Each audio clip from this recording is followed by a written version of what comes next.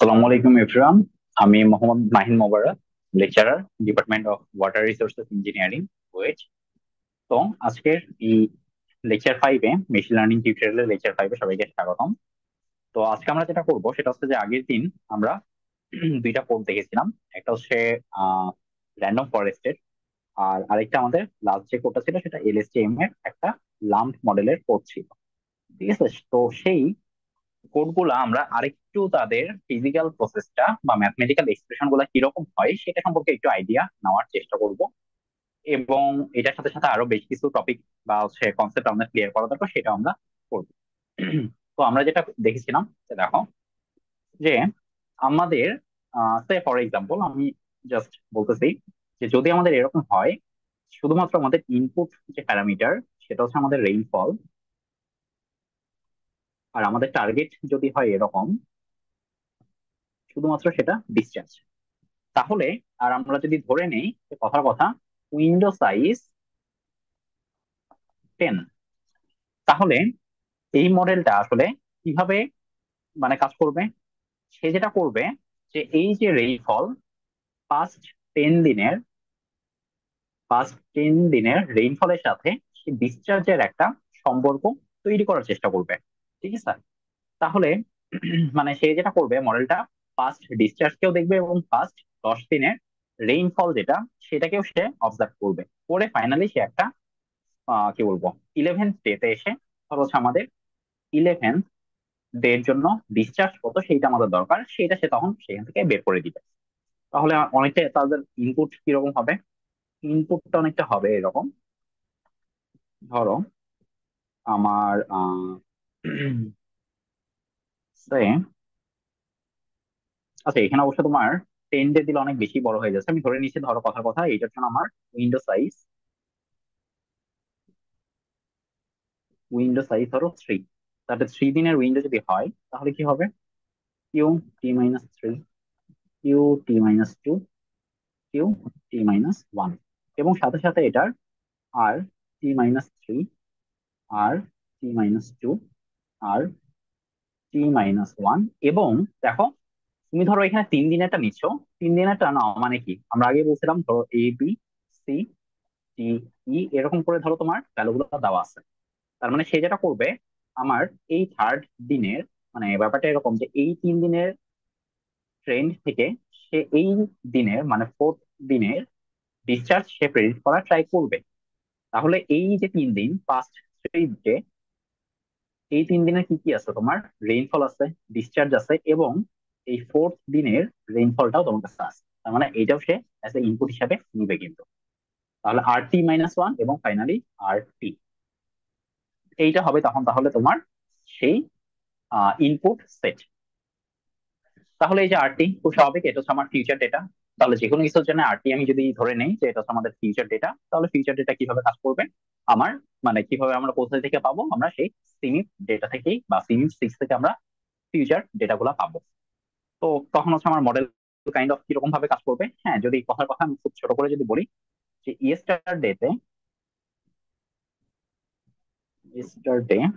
Yesterday কিউটা বা discharge, ধরো আমার Q t-1 এটা ছিল কম বা লো,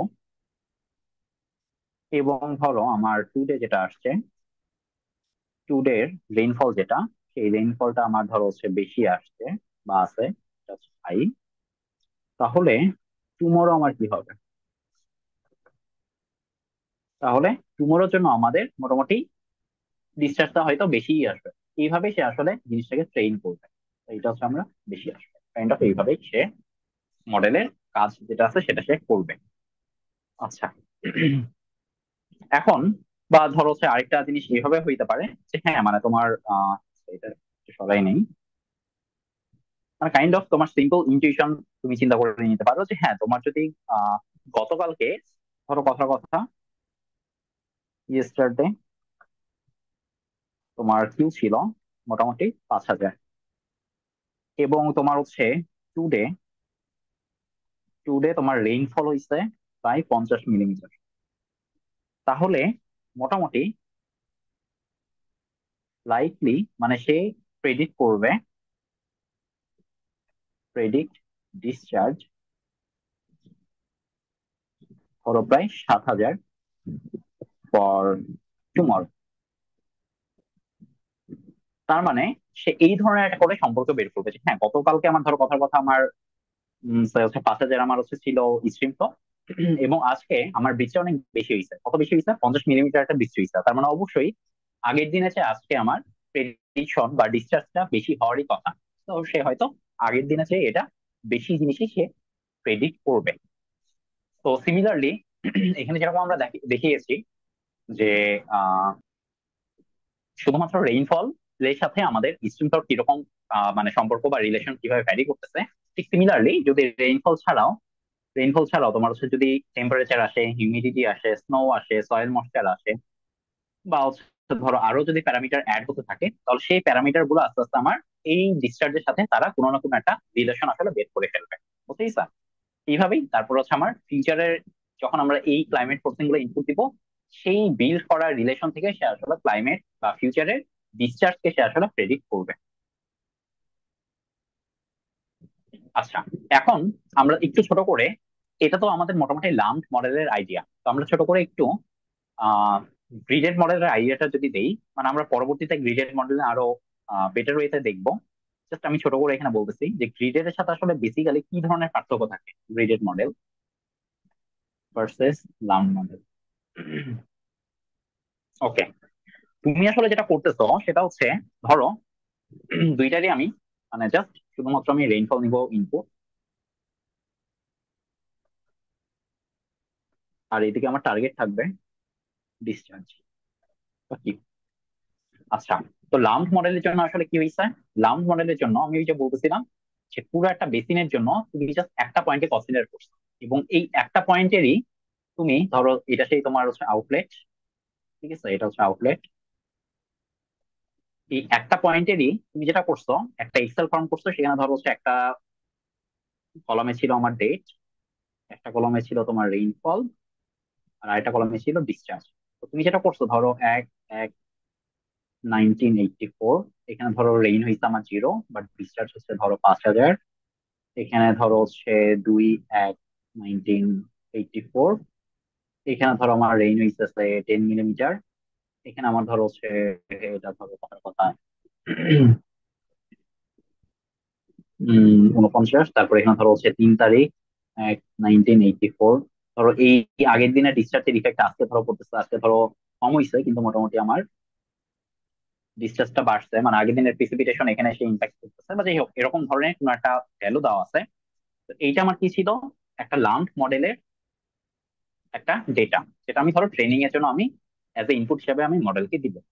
তো দেখো এখানে শুধুমাত্র এই যে রেইনফল বা এই যে ডিসচার্জ বা রেইনফল যেটা, এই যে 10 মিলিমিটার বা 5 মিলিমিটার, এটা অ্যাকচুয়ালি বেসিনের কোথায়? তোমাকে একটা পয়েন্টে অ্যাকচুয়ালি যেটা করা হয়, বেসিনের যত জায়গাতে আমার রেইনফল হয় সবকিছু একটা এভারেজ একটা পয়েন্ট ধরে নেওয়া হয়। এই পয়েন্টে আমার রেইনফল হইছে 1 তারিখে মোটামুটি 0, 2 তারিখে মোটামুটি 10 মিলিমিটার, মানে ধরো কোথাও হইছে আমার 20, কোথাও হইছে 5, কোথাও হইছে 15, কোথাও হইছে 12, সবকিছুর একটা এভারেজ আমার মিড পয়েন্টে আমি কনসিডার করতেছি।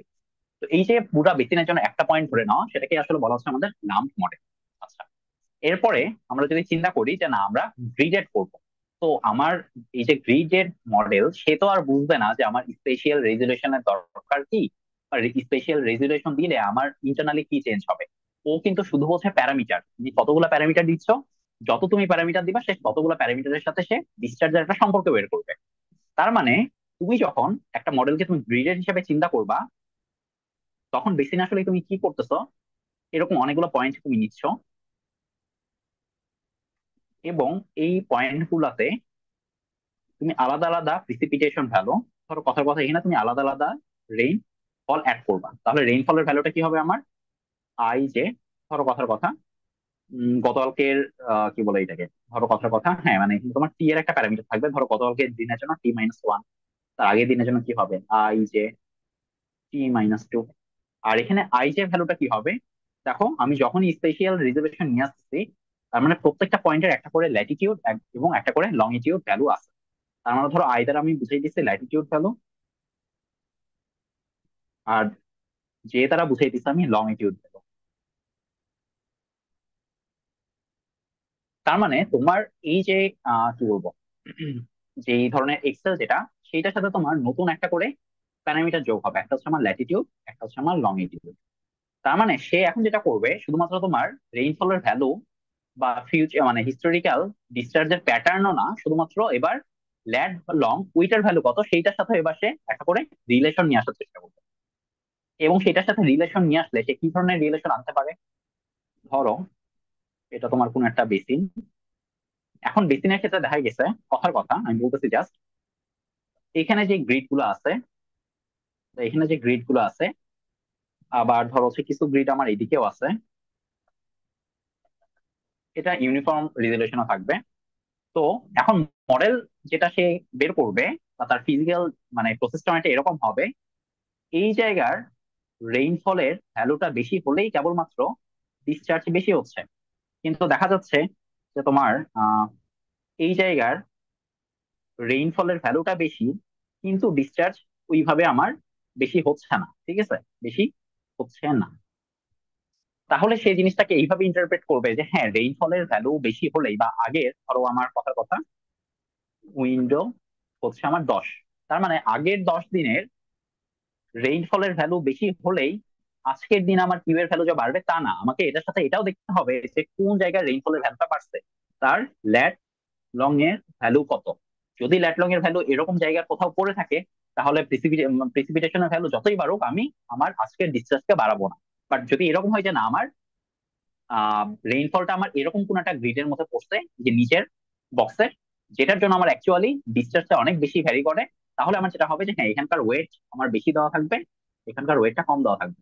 তার মানে এখানে রেইনফল বাড়লেও আমার আহামরি কিউ এর চেঞ্জ খুব বেশি হবে না, বাট এখানে যদি একটু আমার রেইনফল বাড়ে তাহলে আমার কিউ এর সিগনিফিকেন্ট চেঞ্জ আসবে। মডেলটা এইভাবেই আসলে ইন্টারপ্রেট করেন। বোঝা গেছে? স্পেশাল থাকলে বা গ্রিডেড মডেল কিভাবে আমাদের লাম্প থেকে বেটার রেজাল্ট বা আলাদা রেজাল্ট আমাদের দিয়ে থাকে। তো এটা জাস্ট আইডিয়া করলাম, মানে এটা জাস্ট আমি তোমাদের হচ্ছে কি বলবো, এটাকে একটা ছোটখাটো আইডিয়া দিলাম, এটার আরো কিছু এক্সপ্লেনেশন আমরা পরের দিকে এসে দেখবো। তো আমরা যেটা বলছিলাম যে আমরা মডেলের এগুলো দেখার সাথে সাথে আর কয়েকটা ইম্পর্টেন্ট জিনিস নিয়ে আসলে আমরা একটু কথা বলবো, যেটা আমাদের শুরুতে আসলে বলা উচিত ছিল, বাট শুরুতে আবার বললে এটা বুঝতা না। যেরকম ধরো আমরা এই যে মডেল করতেছি, সেই মডেলের ক্ষেত্রে আমরা ইনপুট প্যারামিটার আইদার একটা নিচে, দুইটা নিচে, তিনটা, চারটা, পাঁচটা, এটা কি এমন যে তোমার যত ইচ্ছা তুমি তত নিতে পারবা, বা যত বেশি নিবে ততই কি আসলে ভালো আসবে? আসলে ব্যাপারটা এরকম না।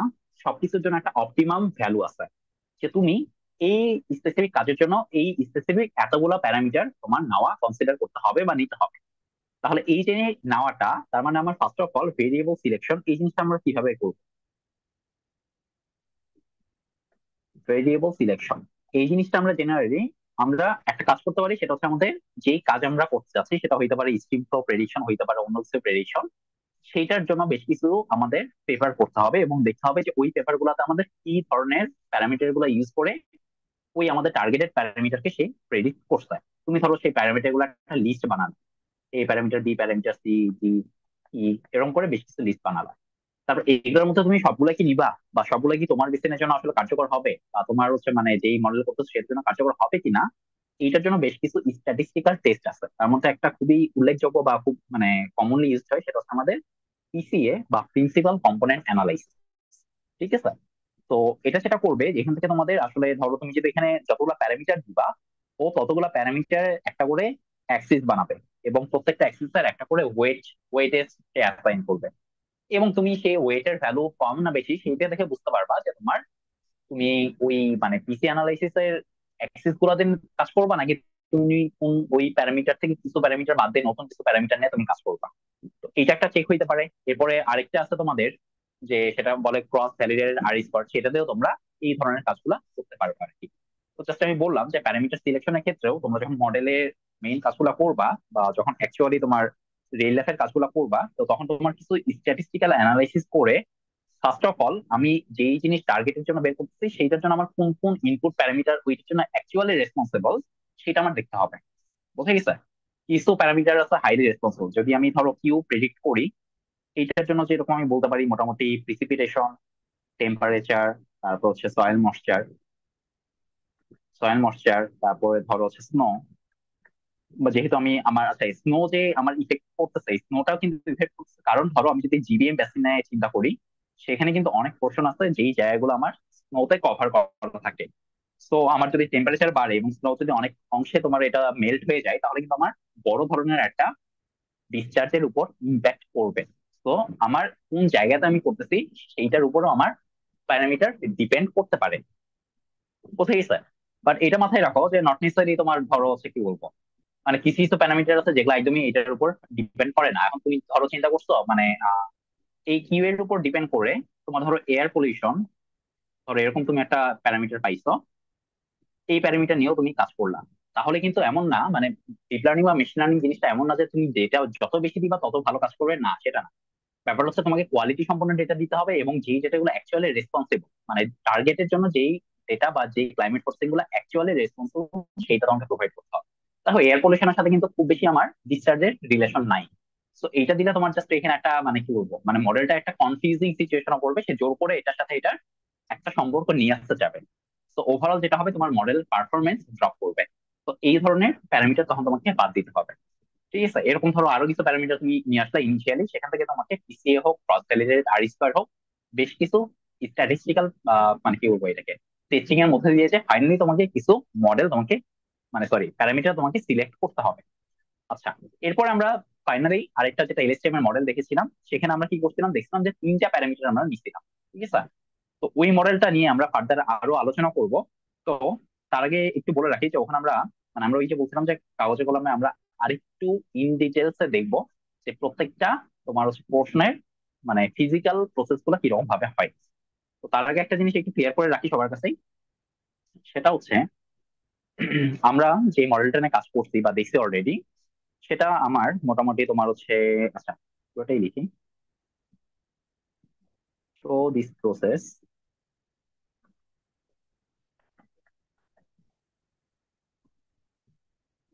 তাহলে আমার মোটামুটি ধরো ট্রেনিং এবং টেস্টিং, এখানে আমার ধরো ট্রেনিং হয়েছে 80%, টেস্টিং হয়েছে 20%। আর এখান থেকে আমরা মোটামুটি নিচ্ছি তোমার ডেইলি, ডেইলি তোমার হচ্ছে ধরো রেইনফল নিচ্ছি, তার হচ্ছে টি ম্যাক্স মানে ম্যাক্সিমাম টেম্পারেচার নিচ্ছি, টি মিন মানে মিনিমাম টেম্পারেচার নিচ্ছি, যেটা আমার হচ্ছে ইনপুট ফিচার বা ইনপুট ভেরিয়েবল। আর আমাদের ডেইলি ডিসচার্জ বা কিউ নিছি, সেটা আমার অ্যাকচুয়ালি টার্গেট ভেরিয়েবল, টার্গেট বা ওয়াই ভেরিয়েবল, ইনপুট বা এক্স ভেরিয়েবল। ওকে, তাহলে আমরা এইটার মোটামুটি টাইম লেন্থ কতটুকু ছিল ট্রেনিং টেস্টিং এ, মোটামুটি আমাদের ছিল 1981 থেকে 2014, এইটার আমার ডেইলি ইনফরমেশন গুলো ছিল। এবং সিমিলারলি আমার প্রেডিকশনটাও যখন করছি, তখন আমরা আসলে কি হয়েছে প্রেডিকশন করছি ফিউচারের জন্য। আর আমরা কি জানি সিমিউলেটিক্স এর ফিউচার কত থেকে, 2015 থেকে। সো 2015 থেকে মোটামুটি তোমার 2100 পর্যন্ত আমরা প্রেডিকশন করছি। এবং প্রেডিকশন করার পারপাসে আমরা কি করছি, ফিউচারের ডেটা হিসাবে কাদেরকে ইনপুট হিসেবে দিছি, তাহলে input of future data or variables, সেটা কি কি ছিল, সেটা হচ্ছে আমাদের রেইনফল ছিল, সরি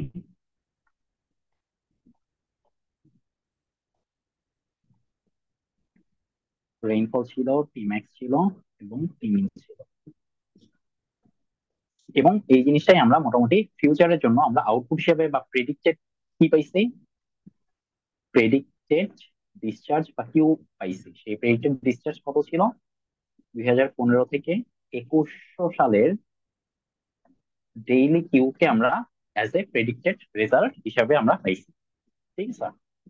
আচ্ছা, এরপরে আমাদের মোটামুটি ওই যে ল্যাগডেনে একটা কথা বলতেছিলাম তখন, তো আমরা ল্যাগডে নিয়ে একটু ছোটখাটো তোমাদের আরেকটু আইডিয়া দিই, সেটা হচ্ছে কিভাবে ল্যাগডে আসলে সিলেক্ট করা হয়। ল্যাগডে সিলেকশন, আচ্ছা, তো ল্যাগডেটা জেনারেলি যেভাবে করা হয় সেটা হচ্ছে ল্যাগডে জিনিসটা আসলে কি, এটা যদি আমরা একটু বুঝতে চাই, ধরো এটা আমাদের কোন একটা বেসিন, এই বেসিনের মধ্যে কোন একটা এটা হচ্ছে রিভার, ঠিক আছে, এটা রিভার, এটা হচ্ছে শাখা উপশাখা হোয়াট এভার, এরকম কিছু একটা আছে। তো ফাইনালি এটা ধরো হচ্ছে আমাদের আউটপুট বা আউটলেট। ঠিক আছে। তো আমাদের এখানে যখন মানে তোমার প্রিসিপিটেশন হয় বা আদার চেঞ্জ গুলো হয়, তাহলে কি হয়, ধরো এখানে যে স্ট্রিমটা আছে সেই পানিটাও আমার আসতেছে, এখান থেকে কিছু পানি আসতেছে, এখান থেকে কিছু পানি আসতেছে, এখান থেকে কিছু পানি আসতেছে, আস্তে আস্তে ওভারঅল তারা ট্রাভেল করে এই পর্যন্ত আসে। তো এখন চিন্তা করো, আমার যদি বেসিনের ঠিক এই জায়গাতে আমার রেইনফল হয়, সেই পানিটা মোটামুটি ট্রাভেল করে করে অনেক লং ডিস্টেন্স তাকে পার করে এখানে আসতে হবে, টাইম কিন্তু অনেক বেশি লাগবে। বাট যদি তোমার কোন একটা রেইনফল হয় ধরো কথা কথা এখানে, তাহলে সেই রেইনফলটা আসতে কিন্তু খুব বেশি টাইম লাগবে না। তার মানে বেসিনের যেখানেই হোক দূরের পয়েন্ট থেকে আসতে আমার বেশি টাইম লাগতেছে, কাছের পয়েন্ট থেকে আসতে কম লাগতেছে। তার মানে ওভারঅল আমরা চিন্তা করতে পারি যে এই যে বেসিন, সেই বেসিনের মোটামুটি একটা হচ্ছে মিড পয়েন্ট হচ্ছে এখানে। আমরা ধরে নিয়েছি যেখানে আমার বৃষ্টিপাত হোক, বৃষ্টিপাতটা হচ্ছে আমার এখানে, এবং ওখান থেকে আমার এই স্ট্রিমের পথ বরাবর এসে আউটলেটে আসতে তার কি পরিমাণ সময় লাগে। তাহলে আমরা ধরে নিচ্ছি যে এই যে পথটুকু সেটা হচ্ছে আমার এস। এবং আমি যদি চিন্তা করি যে হ্যাঁ এটা মোটামুটি অন এভারেজ ভি ভেলোসিটিতে আসতেছে, তাহলে আমাদের টা কি হবে, এস বাই ভি। তাহলে এত সময় লাগবে। এটা যদি আমি সময় প্রকাশ করি ধরো হচ্ছে মানে চাইলে সেকেন্ডেও রাখতে পারি, অথবা ধরো হচ্ছে এখানে আমার কি বলবো এটাকে, এই সেকেন্ডকে আমি জাস্ট কনভার্ট করতে পারি অ্যাজ ডে তেও, S by V divided by something আরো কিছু। ঠিক আছে, পরে আমি সেটা বললাম পার ডে। তার মানে এই যে আমার ভ্যালুটা এটাই হচ্ছে আমার ল্যাগ ডে। তার মানে আমার একটা প্রিসিপিটেশনের ইফেক্ট বা কোনো একটা কিছুর ইফেক্ট আমার আউটলেট পর্যন্ত আসতে যে পরিমাণ সময় লাগবে সেটাই হচ্ছে আমার ল্যাগ ডে। তাহলে এই ল্যাগ ডে কি আমরা সবসময় কি বলে এটাকে ট্রায়াল অ্যান্ড ইরর দিয়ে করবো? ব্যাপারটা সেটা না। তুমি যখনই কোনো বেসিন না কাজ করবা, অবশ্যই দেখবা যে ওইটার ল্যাগ ডে বের করার রিলেটেড অনেক তোমার থিসিস পেপার আছে। তো তুমি হয়তো ওখান থেকে, সরি থিসিস বলছি আমি, জার্নাল পেপার আছে আর কি। তো তুমি ওই জার্নাল গুলা থেকেও তুমি জাস্ট একটা আইডিয়া নিতে পারো যে এই বেসিনের এই আউটলেটের জন্য মোটামুটি ল্যাগটা হচ্ছে এরকম, বা এখানে তুমি চাইলে ক্যালকুলেশন করে ওইটা নিতে পারো। হাইড্রোলজিতে বিভিন্ন ইম্পিরিক্যাল ইকুয়েশন গুলো আছে, সেখান থেকে তুমি ডিরেক্টলি এই ধরনের ক্যালকুলেশন গুলো করতে পারবে আর কি। ঠিক আছে। আচ্ছা। আর তাও যদি তুমি চিন্তা করো যে না আমি কোনো ক্যালকুলেশন বা এগুলা করবো না, তাহলে বেস্ট ওয়ে হচ্ছে অটো কোরিলেশন বা পার্শিয়াল কোরিলেশন।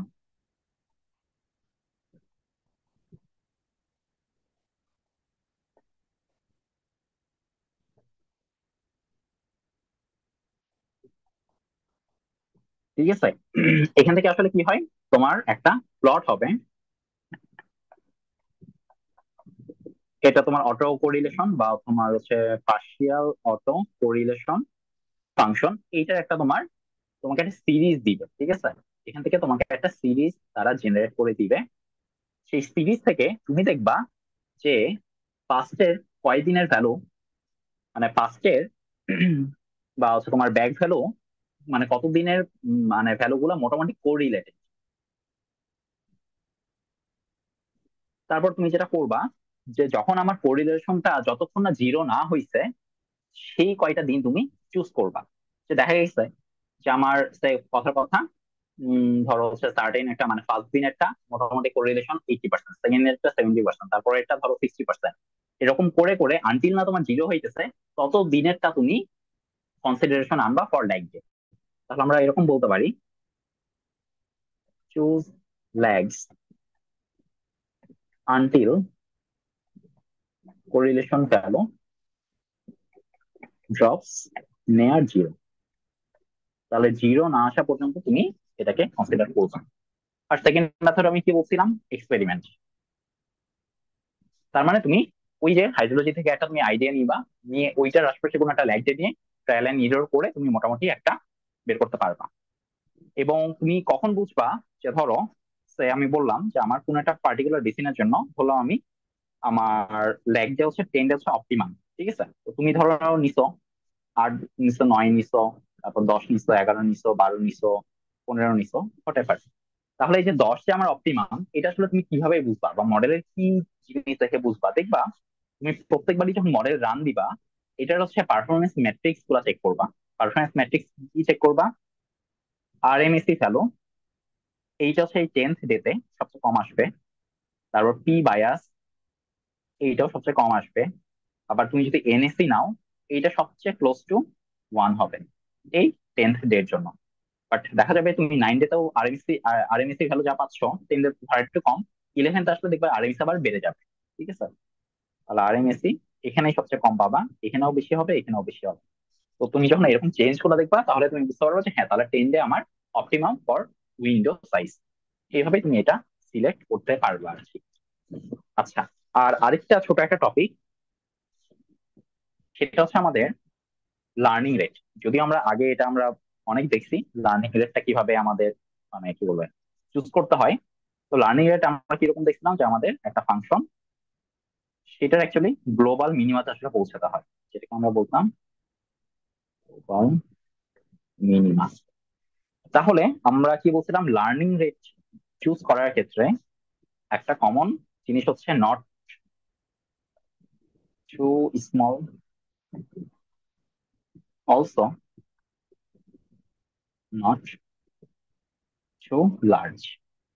মানে লার্নিং রেট তোমার খুব বেশি ছোট নেওয়া যাবে না, খুব বেশি বড় নেওয়া যাবে না। বুঝতে গেছে? ধরো তুমি এইটার লার্নিং রেট যদি খুবই কম নাও, তো ধরো হচ্ছে তুমি নিলা 0.00005, বা হচ্ছে ধরো 0.5, তাহলে যেটা দেখা যাবে যে তুমি আসলে যদি এই পয়েন্টে থাকো বা এই পয়েন্টে থাকো, এই পয়েন্ট গুলো থেকে তোমার গ্লোবাল মিনিমাতে পৌঁছাতে অলমোস্ট ইনফিনিটি সময় লাগবে। আবার লার্নিং রেট যদি বড় হয়, ধরো এবার তুমি লার্নিং রেট নিচ্ছ মোটামুটি 0.01, ঠিক আছে, তাহলে যেটা হবে সেটা হচ্ছে তুমি এখানে এসে এইটা স্কিপ করে বারবার চলে যাবে।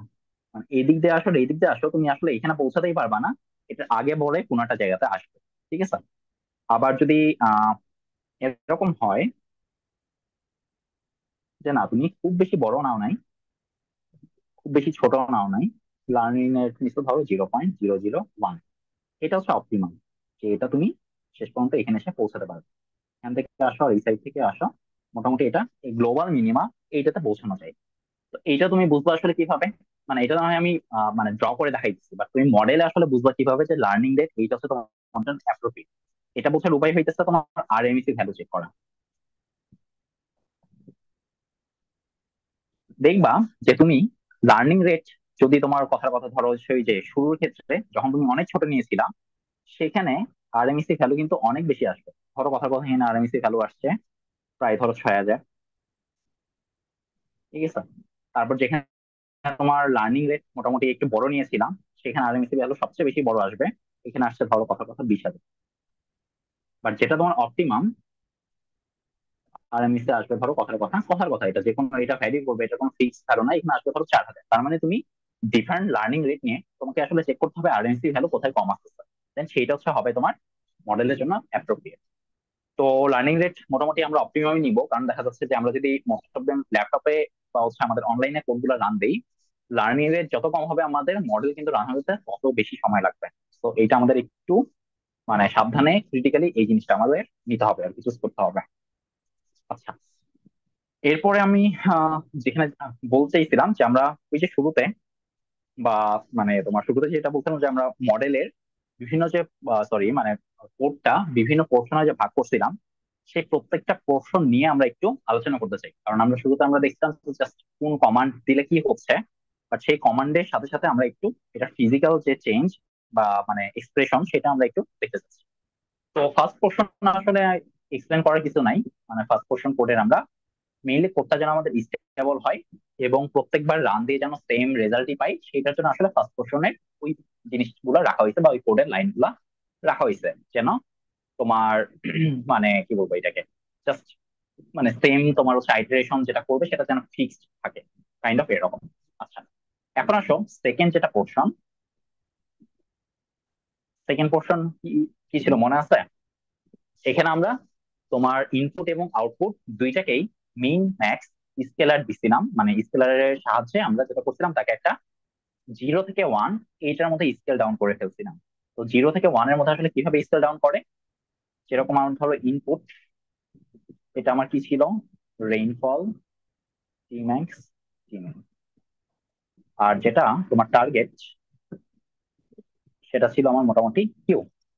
তাহলে এখান থেকে মিন ম্যাক্স স্কেলার আমরা ইউজ করে কিভাবে করতে পারি?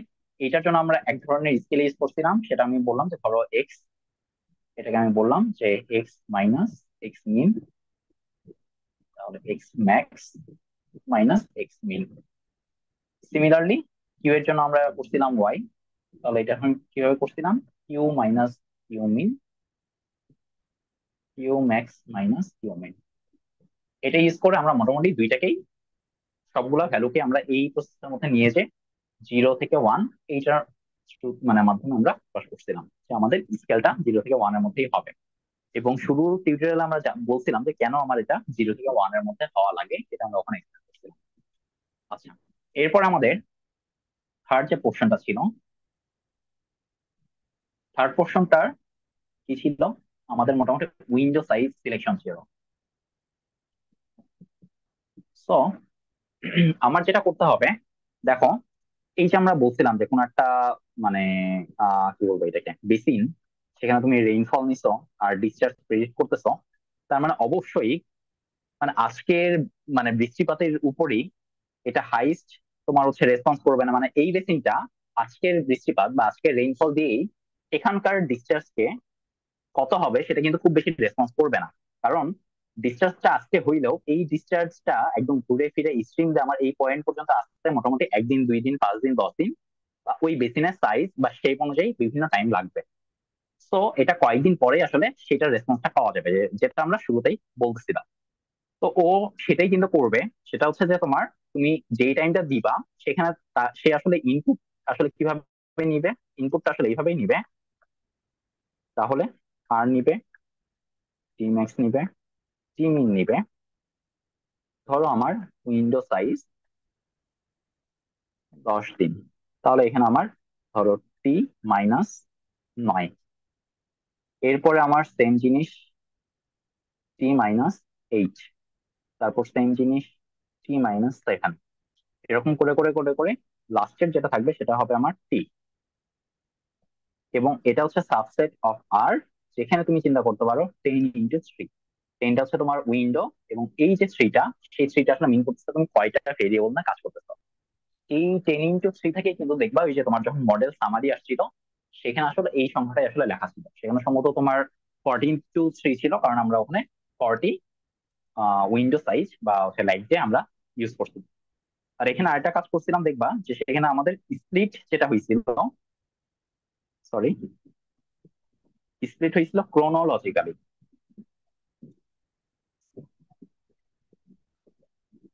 মানে সেখানে আমার কোনো সাফেল হবে না, বা আমরা এখানে দেখতে পারি নো সাফেল।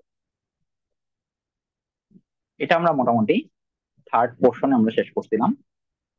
এরপরে আসো ফোর্থ পোর্শন।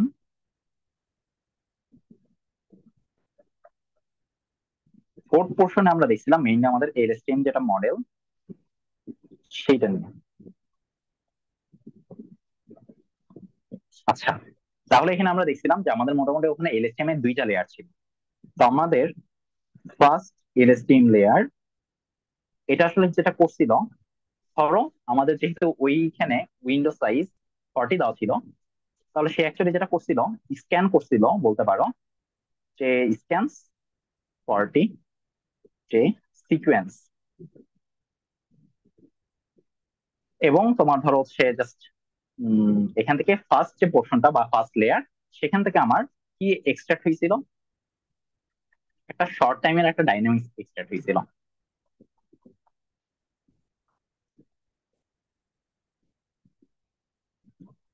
দেখো আমাদের এলএসটিএম জিনিসটা কি, লং শর্ট টার্ম মেমোরি, ঠিক আছে? তার মানে এখানে আমার লং টাইম এইটার মেমোরিটাও থাকবে, আবার শর্ট টাইমের মেমোরিটাও থাকবে। তার মানে আমাদের ফার্স্ট যেটা লেয়ার ছিল, যেখানে আমার 64 ইউনিট ছিল, সেইটা বেসিক্যালি ছিল আমার শর্ট টাইম মেমোরি ইনফরমেশন গুলা, ঠিক আছে? এবং যেটা সেকেন্ড, যেটা এলএসটিএম লেয়ার ছিল আমার, সেই সেকেন্ড এলএসটিএম লেয়ারটা, ধরো এই যে তোমার শর্ট টাইমের মেমোরি এবং আগের যে মেমোরি, সেইটাকে সে যেটা করছিল কনসলিডেট করছিল, কনসিডার টু এ একটা স্টেটে সে নিয়ে আসছিল, বা একটা ইকুয়েশনে সে নিয়ে আসছিল যে হ্যাঁ এইটার সাথে আমার রেসপন্সটা এরকম হয়, ঠিক আছে? আচ্ছা, এরপরে আমাদের ফাইনালি ডেন্স লেয়ার যেটা ছিল, সেই ডেন্স লেয়ারই আমার মেইন কারিগর বলতে পারো। কারণ এই ডেন্স লেয়ারটাই মোটামুটি কিসের মতো আচরণ করে, এটা কাইন্ড অফ তোমার হচ্ছে ধরো একটা এটাকে রেটিং কার্ভ বলতে পারো, বা ধরো হচ্ছে কথা বলতে যেহেতু ডিসচার্জ সে দিচ্ছে kind of say non linear rating কার্ভের মতো সে আচরণ করবে টু ম্যাপ ইন্টারনাল স্টেট, বা এই ইন্টারনাল স্টেট বলতে আমি বুঝাইতেছি সে আসলে কিউটাকে জেনারেট করবে। সে এই ফার্স্ট যেটা হচ্ছে সিকোয়েন্স থেকে এই ইনফরমেশন সেকেন্ড সিকোয়েন্সে আসে, এবং সেকেন্ড সেটা ডেন্স লেয়ারে পার করে দেয় ইনফরমেশন গুলা, এবং সেই ইনফরমেশন গুলাই সে ফাইনালি ডিসচার্জ হিসেবে কনভার্ট করে, সেই ইনফরমেশন থেকে সে আসলে ডিসচার্জ কনভার্ট করে। মানে তুমি ধরে নিতে পারো এই ডেন্স লেয়ারের মধ্যে আমার আসলে এই ধরনের একটা ইকুয়েশন আছে। ধরো weight 1 into temperature plus weight 2 into rainfall plus weight 3 into other যদি প্যারামিটার থাকে সেইটা, প্লাস ধরো বায়াস, এই সবকিছু এই ধরনের একটা ইকুয়েশন থেকে সে আসলে ফাইনালি কিউটা জেনারেট করতে পারছে। ঠিক আছে, এটা যদিও এত সিম্পল ইকুয়েশন না। আমরা যখন দেখছিলাম যে বেসিক মেশিন লার্নিং এর জিনিসগুলো যখন দেখেছিলাম আগে টিউটোরিয়ালে, তখন আমরা কিন্তু এটা খুব ভালো মতো এক্সপ্লেন করছিলাম যে কিভাবে আমার ওয়েট গুলা চেঞ্জ হয়, ফরওয়ার্ড প্রসেস কি, ব্যাকওয়ার্ড প্রসেস কি, ফরওয়ার্ড থেকে ব্যাকওয়ার্ড আসার সময় আমার ওয়েট গুলা যে আপডেট হয় সেই জিনিসগুলা, এগুলো আমরা আলোচনা করছি। আচ্ছা, এরপরে আমাদের যেটা রেলু ওখানে দেখবা ইউজ করা হয়েছিল, এটা আমরা কি বলছিলাম, বা ফার্স্ট থেকে আমরা জানতাম একটা অ্যাক্টিভেশন ফাংশন। এই অ্যাক্টিভেশনের ফাংশনের কাজ আমরা শুরুর ইয়াগুলোতে দেখছিলাম, লেকচার গুলোতে দেখছিলাম, মানে আগের টিউটোরিয়ালে। সেখানে আমরা কি বলছিলাম যে একটা স্টার্টিং একটা ভ্যালু হইলেই, ধরো ব্যাপারটা এটা হচ্ছে তোমার কোন একটা নিউরন। আমি যদি বলি যে হ্যাঁ এটা যদি তোমার ধরো ইয়েস হবে যদি এটার ভ্যালুটা 0.5 এর বেশি আসে, আর নো হবে বা সেটাকে 0 আসবে, বা এটা 1 ছিল যদি আমার 0.5 এর নিচে থাকে। ঠিক আছে, এরকম যদি আমি ক্রাইটেরিয়া ধরাই দিই, তার মানে ব্যাপারটা এরকম, সে যখন এই ডিসচার্জকে প্রেডিক্ট করবে, সেই প্রেডিক্টেড ডিসচার্জ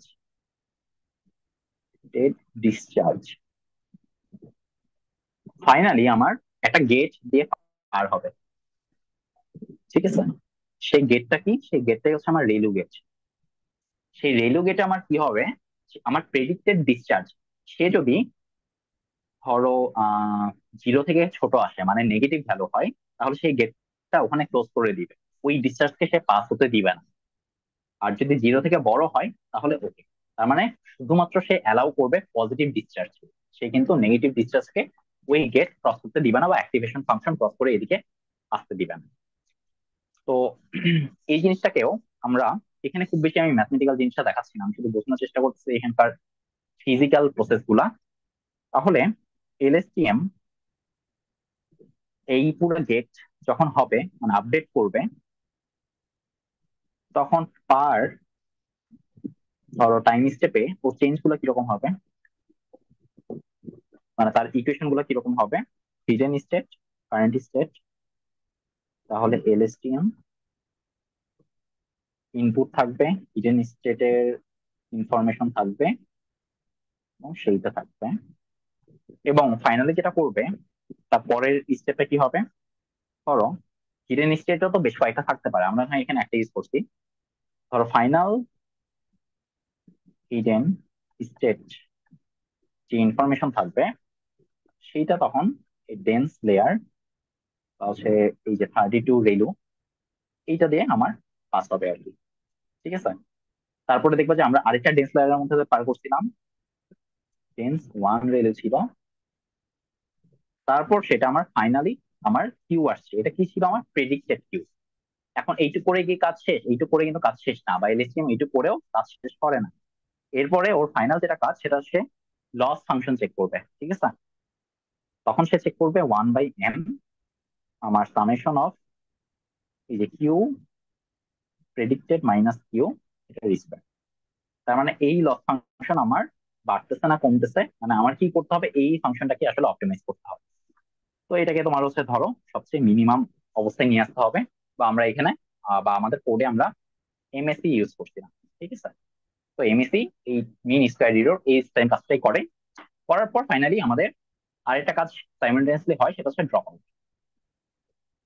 কারণ যদি আমরা সবগুলো অ্যাক্টিভেশন মানে নেটওয়ার্ক ওপেন রাখি, তখন দেখা গেছে যে আমাদের মডেলটা ওভারফিট করে ফেলে।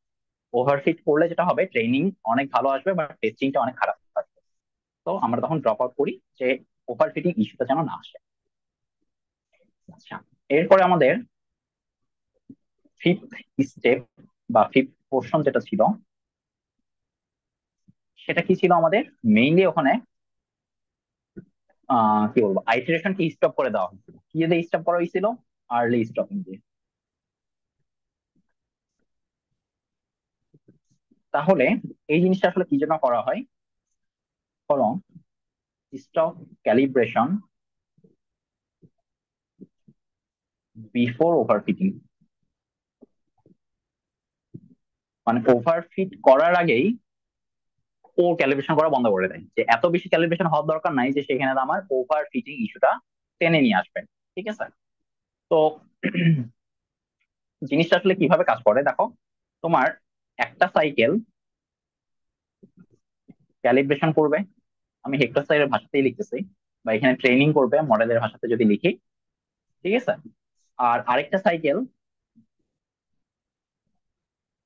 অ্যানাদার সাইকেলে সে কি করবে? ভ্যালিডেশন করবে বা টেস্টিং করবে। এইভাবেই কাজ করে। তো যখন দেখে যে এই এক সাইকেল করে ক্যালিব্রেট করতেছে, এক সাইকেল করে ভ্যালিডেশন করতেছে, বাট যখন এই জিনিসটা হচ্ছে, দেখো ক্যালিব্রেশন পরপরই আমার যখন ভ্যালিডেশন হয়, তখন ও নিজ থেকে একটা সিগন্যাল দেয়, স্টপ ক্যালিব্রেশন,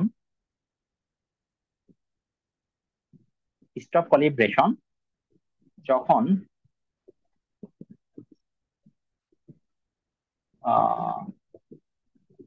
ফার্দার। আচ্ছা, এখানে একটু লেখাটা স্লোলি আসতেছে, আরেকবার একটু লিখি। আলটিমেটলি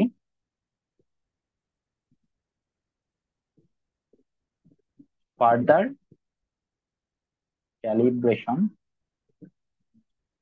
টার্মস, মানে এই ফার্দার আরেকবার যখন ক্যালিব্রেশন করে দেখতেছে যে এই ক্যালিব্রেশনটা ক্ষতিকর টু জেনারেলাইজ জেনারেলাইজ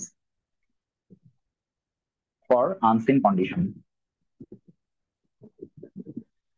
তার মানে যখন দেখতেছে যে তুমি একটা করে সাইকেল ক্যালিব্রেশন করতেছো, তারপর একটা করে সাইকেল তুমি ভ্যালিডেশন করতেছো, করতে করতে যখন তুমি দেখতেছো যে হ্যাঁ একটু ক্যালিব্রেশন করতেছি, ক্যালিব্রেশন ভালো হচ্ছে, কিন্তু আমার ভ্যালিডেশনটা খারাপ হওয়া শুরু করছে, বা ওই সাইকেলে আমার ভ্যালিডেশন খারাপ, তখন সে বন্ধ করে দিবে। বন্ধ করে সে কি করবে? আগে যতবার সে ক্যালিব্রেশন করছিল বা যতগুলো আইটারেশন ছিল, সেটার মধ্যে বেস্ট যেটা ওয়েট, সেটা সে তখন পিক করবে সেখান থেকে। আচ্ছা, এরপরে আমাদের মোটামুটি সিক্স মানে ফাইভ পোর্শনের কাজটা এখানে মোটামুটি শেষ। আর সিক্স পোর্শনে আসলে তেমন কিছু নাই। সিক্স পোর্শন আমরা মেইনলি দেখছিলাম যে ঠিক আছে, এবার আমাদের জাস্ট কিছু কোয়ালিটি চেক, যে আমরা দেখছিলাম যে হ্যাঁ মানে আমার ধরো হচ্ছে মানে পিক টাইমিং, মানে পিক ডিসচার্জ, এইটা সে ঠিক মতো ধরছে কিনা, টাইমিংটা ঠিক ছিল কিনা, বা দুইটার মধ্যে আমার গ্যাপ কতটুকু, এই জিনিসগুলো সে চেক করে করে দেখবে যে হ্যাঁ আমার অ্যাকচুয়ালি পারফরমেন্সটা কিরকম, যে প্রেডিক্টেড আর যেটা আমি দিয়ে রাখছি সেটার সাথে পারফরমেন্সটা কিরকম। এটাই ছিল আমাদের সিক্স স্টেপের কাজ বা সিক্স পোর্শনের কাজ। এরপরে আমাদের সেভেন যে পোর্শনটা, সেটাই ছিল আমাদের মোটামুটি ধরো ফিউচারটা প্রেডিকশন করা, যেটাকে আমরা বলতে পারি রোলিং অন ফিউচার সাইকেল। মানে ধরো কথার কথা, আমার কি দরকার এই 2015 সালে 1 তারিখ, 1 তারিখ, বা হচ্ছে 2015, এই 1 তারিখ, বা আমি ধরো সাথে এখানে একটা সিম্বল করে লিখি, এই 2015 সালের ধরো আমার 1 জানুয়ারি, এইটার ডিসচার্জ কি আমার দেওয়া ছিল? এইটার ডিসচার্জ কিন্তু দেওয়া ছিল না, এটাই আমার প্রেডিক্ট করতে হয়েছে। তো প্রেডিক্ট সে কিভাবে করছে? সে যেটা করছে, 2014 সালের ধরো কথার কথা আমার উইন্ডো সাইজ, ধরো উইন্ডো সাইজ হচ্ছে সে হচ্ছে তোমার 10 ডে, বা ল্যাগ ডে হচ্ছে 10 ডে। সে যেটা করছে 2014 সালের ডিসেম্বর মাসের লাস্ট 10 দিন এটা নিছে। তার মানে সে 22 ডিসেম্বর থেকে 31 ডিসেম্বর, এই যে 10 দিন, এই 10 দিনের সে ট্রেন্ড ফলো করছে, ফলো করে এই 10 দিনের প্রিসিপিটেশন, টেম্পারেচার, ডিসচার্জ সবকিছু সে মানে ক্যালকুলেট করে সে যেটা করছে, এই 2015 সালে 1 জানুয়ারি ডিসচার্জ সে প্রেডিক্ট করে ফেলছে। করে ধরো এটার কোন একটা ভ্যালু পাইছে, তাই আমি বলতেছি যে এখানে ধরো ভ্যালু পাইছে 10,000। এখন সে যখন এই 2015 সালেরই 2 জানুয়ারির ডিসচার্জ সে জানতে চাবে, তখন কিন্তু অলরেডি সে কিন্তু 1 জানুয়ারিটা বের করে ফেলছে। তাহলে সে কিন্তু এখন যেটা করবে, সে 1 জানুয়ারিটাকে এবার সে ইনপুট হিসেবে কাজ করাবে। ইনপুট হিসেবে কি হিসেবে কাজ করাবে, তাহলে এবার সে পাস্ট কোন ডেটাগুলো নিবে, এবার পাস্টের ডেটা সে এবার নিবে 2014 সালে 23 ডিসেম্বর থেকে মোটামুটি 1/1/2015। তার মানে এই 10 দিনেরটা এবার সে কনসিডার করবে অ্যাজ ইনপুট করে 2 জানুয়ারি কিউ কে সে এবার বের করে ফেলবে। এরকম করে 3, তারপর 4, এরকম করে স্টেপ বাই স্টেপ করে করে সে একদম 2100 সালের 31 জানুয়ারি পর্যন্ত সবগুলো ডিসচার্জ সে প্রেডিকশন করবে। এইভাবে আসলে মডেলটা ওয়ান বাই ওয়ান বা স্টেপ বাই স্টেপ সে কাজ করে। Okay sir? আচ্ছা, এখানে তাহলে আমরা কাইন্ড অফ জিনিসটাকে এরকম করে বলতে পারি যে আমরা যখন মডেলটাকে ট্রেনিং করাইছিলাম বা ট্রেনিং এর পর যখন টেস্টিংও করছিলাম, তখন এই মডেলটা কিন্তু অলরেডি ট্রেন হয়ে তার নিজের মধ্যে কাইন্ড অফ, আমি সহজ ভাষায় বলছি, সে একটা ইকুয়েশন তৈরি করে ফেলছে। ঠিক আছে? সেই ইকুয়েশনটা দিয়ে সে এখন প্রেডিকশন করতেছে। তাহলে তার প্রেডিকশনটা কিভাবে হচ্ছে, এখন আমি তার প্রেডিকশন ধরো t+1 তম সময় তার ফিউচার যেটা প্রেডিকশন সেটা কিভাবে হচ্ছে, সেটাই তো আমি বলতে পারি সেই ফাংশনটা আমার ট্রেনিং এ তৈরি হয়েছে। ট্রেনিং। আচ্ছা, এবং আমি তাকে এখন ইনপুট হিসেবে কি দিচ্ছি, এখনকার মানে ফিউচারের ক্লাইমেট ফোর্সিং গুলো তাকে দিচ্ছি। ক্লাইমেট ফোর্সিং, ক্লাইমেট ফোর্সিং এই কেস আমার জন্য কি কি, টি ম্যাক্স, টি মিন, এরপর আমার রেঞ্জ, এই তিনটা। এইভাবে সে আসলে ওয়ান স্টেপ বাই স্টেপ সবকিছু আমার বের করতেছে আর কি। আচ্ছা, যাই হোক, মোটামুটি আমাদের পরের প্রশ্ন তেমন কিছু ছিল না, তো আজকে এই পর্যন্তই। এর পরের লেকচারে আমরা মোটামুটি একটা গ্রিডেড মডেল দেখবো, যে গ্রিডেড মডেল কিভাবে কাজ করে। আর সাথে আমরা ছোট একটা কোড, অবশ্য এই কোডটা ছোট না, একটু বড়ই কোড, তো এইটা দেখে আমাদের মোটামুটি এই ওভারঅল কাজটা শেষ করবো আর কি। তো ধন্যবাদ সবাইকে, আজকে এই পর্যন্তই।